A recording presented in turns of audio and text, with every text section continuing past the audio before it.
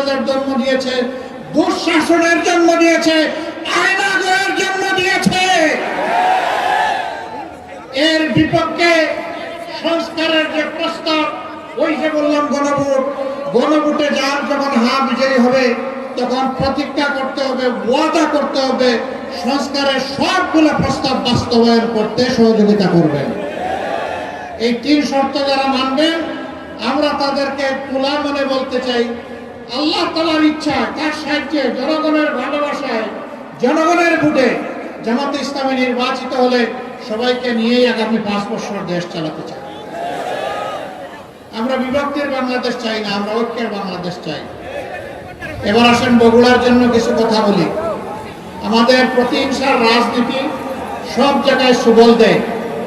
আপনাদের এইখানে একটা আন্তর্জাতিক ক্রিকেট স্টেডিয়াম ছিল যেটার নাম চান্দু স্টেডিয়াম, তাই না? এখন কি আর এই খেলা হয়? কেন হয় না? ওই হিংসার কবলে পড়ে গেছে, এই জন্য হয় না। আমরা আপনাদেরকে কথা দিচ্ছি, ইনশাআল্লাহ জামাতে ইসলামী দেশ পরিচালনার সুযোগ পেলে মর্যাদার সাথে চান্দু স্টেডিয়ামকে আবার জীবন দেওয়া হবে, আবার আন্তর্জাতিক খেলা এখানে হবে ইনশাআল্লাহ। এ বগুড়া উত্তরবঙ্গের রাজধানী খ্যাত, 7 মাথা সারা উত্তরবঙ্গকে যুক্ত করেছে। ইনশাআল্লাহ আল্লাহ তাআলা যদি আমাদেরকে দায়িত্ব দেন দেশ পরিচালনার, আমরা এই বগুড়াকে সিটি কর্পোরেশনে উন্নীত করব। আল্লাহ তাআলা যদি আমাদেরকে দায়িত্ব দেন, সুযোগ দেন, এই বগুড়া একসময় শিক্ষায়, শিল্পে সারা উত্তরবঙ্গের জন্য একটা গুরুত্বপূর্ণ জায়গা ছিল। এটা 100 বৎসর নয়, এই ঐতিহ্য ছিল শত শত বৎসরে। বহু জায়গায় সরকারি বিশ্ববিদ্যালয় হয়েছে, আজও বগুড়ায় একটা বিশ্ববিদ্যালয় গড়ে উঠল না। আল্লাহ যদি আমাদেরকে সেই সুযোগ দেন, এইটাও আমরা বাস্তবায়ন করবো ইনশাআল্লাহ। মোটা দাগের এই বিষয়গুলোর পাশাপাশি যমুনার 2য় সেতু, এইটাও বগুড়াবাসীর দাবি, এইটা পাশের গাইবান্ধার দাবি। আমরা ইনশাআল্লাহ এটাকে যৌক্তিক বিবেচনায় নিয়ে তার পদক্ষেপ সেটাও আমরা গ্রহণ করব। এটা কোনো দয়ার দান নয়, জামাতে ইসলামী তার দলীয় তহবিল থেকে এটা করবে না। আপনাদের যে টাকা, সেই টাকা দিয়েই কিন্তু এটা বাস্তবায়ন করা হবে। বলবেন এত টাকা আমরা দিতে পারি, হ্যাঁ দিচ্ছেন তো আপনারা। আপনাদের টাকাটা জুড়িতে রাখতেছেন, আর জুড়ির তোলা না থাকার কারণে বাইরে চলে যাচ্ছে। বাংলাদেশ থেকে 28 লক্ষ কোটি টাকা বিদেশে 15.5 বছরে পাচার করা হয়েছে। আমরা চেষ্টা করব পেটের ভিতরে হাত ঢুকিয়ে ওই টাকা বের করে আনতে। এটা জনগণের টাকা, জনগণের জন্য উন্নয়ন খাতে এটা এসে যুক্ত হবে ইনশাআল্লাহ। 2 নম্বর, চোরদের জড় কেটে দেওয়া হবে, আর রাষ্ট্রের টাকা চুরি করতে দেওয়া হবে না। তখন আল্লাহ তাআলা এই রাষ্ট্রের ট্রেজারিতে তহবিলে বরকত দিবেন ইনশাআল্লাহ। রাষ্ট্রীয় তহবিল থেকে তখন সকল অঞ্চল ইনসাফের ভিত্তিতে তাদের পাওনা পাবে ইনশাআল্লাহ তাআলা। সম্মানিত বগুড়াবাসী, বগুড়ার মানুষ আমরা জানি শান্তিপ্রিয়, দেশপ্রেমিক এবং দিনপ্রিয়, ধর্মপ্রিয়। আপনারা শান্তিতে বসবাস করতে চান, শিক্ষিত ভদ্র মানুষ। সারা বাংলাদেশে কিছু জিনিস আছে, আমি ধারণা করি এটা বগুড়ায় নাই। তার 1 নম্বর হচ্ছে চাঁদা। বগুড়ায় চাঁদাবাজি নাই। কি বলেন এই সমস্ত কথাবার্তা আপনারা?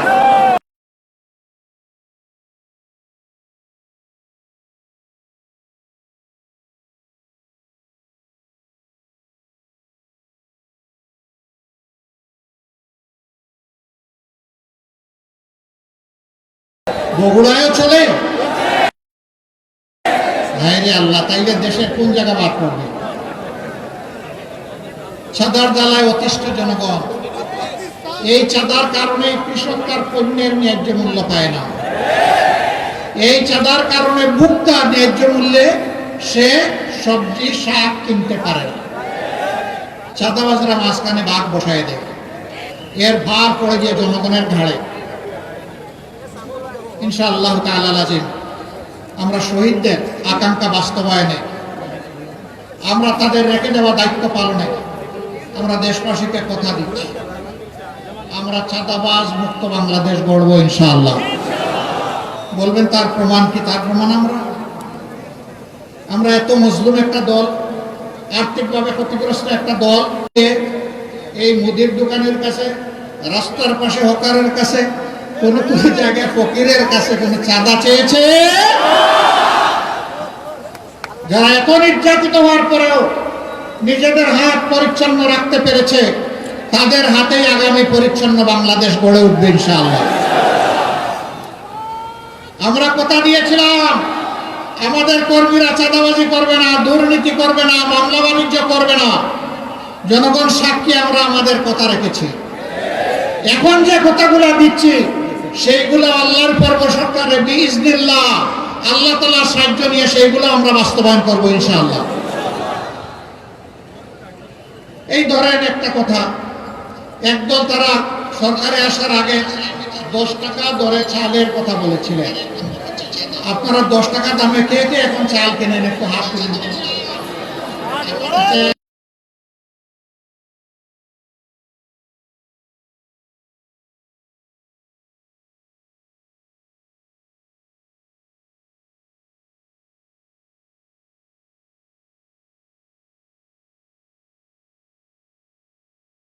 শুনলেন না? 900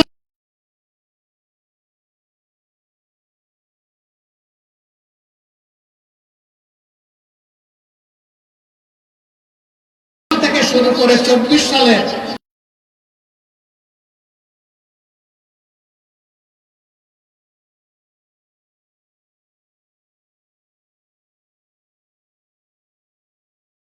চৌঠা আগস্ট পর্যন্ত 10 টাকা কেজি ধরে চাল যারা কিনেছেন তারা হাত তোলেন, তাও কোনো হাত।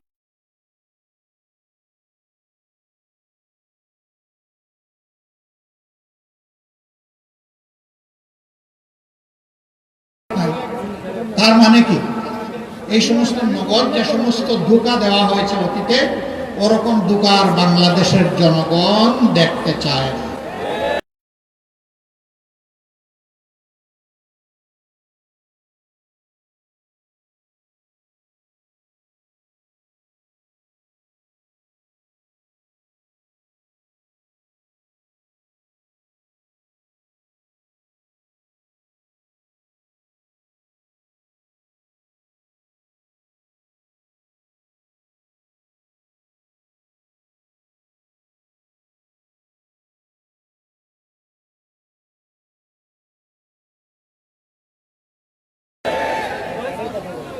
আমরা যা করব মানে নিরাপদে, রাস্তায় বের হবেন সম্মানে, নিরাপদে চলা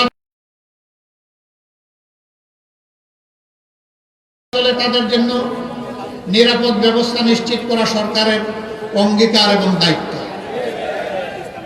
কর্মস্থলে তাদের নিরাপত্তা এবং সম্মান নিশ্চিত করা, সেই কাজে যদি আল্লাহর রাসূল সাল্লাল্লাহু আলাইহি সাল্লাম নিজেই মহিলাদেরকে সম্পৃক্ত করে সম্মানিত করে থাকেন, হু আই এম, আমি কে তাদেরকে কর্মক্ষেত্র থেকে বিরত রাখার? সুতরাং ঘরে বাইরে যার প্রয়োজন আছে, মেধা আছে, যোগ্যতা আছে, তাদেরকে তাদের জন্য সম্মানজনক জায়গা তৈরি করে দেওয়া হবে ইনশাআল্লাহ। আর যুবকদের জন্য আমাদের অঙ্গীকার, আমরা যুবকদেরকে ভাই আপনাদেরকে কোনো বেকার ভাতা দিতে পারবো না। আমরা বেকার ভাতা দিয়ে